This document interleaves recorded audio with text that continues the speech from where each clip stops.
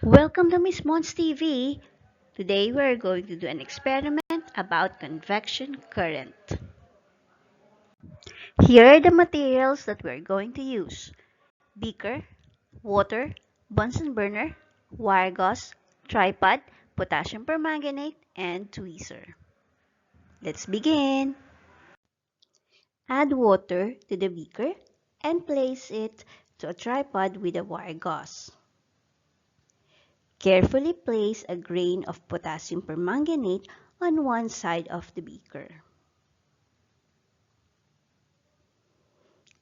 A Bunsen burner in low heat is placed under the side of the beaker where the potassium permanganate is placed.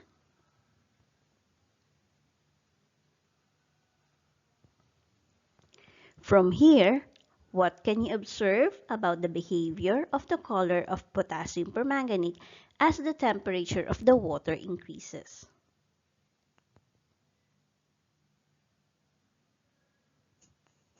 How can you explain convection current using this experiment?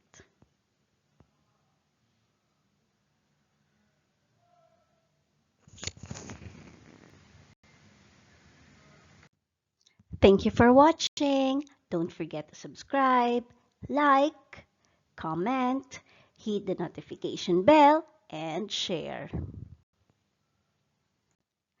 Don't forget to watch our other videos. Thank you.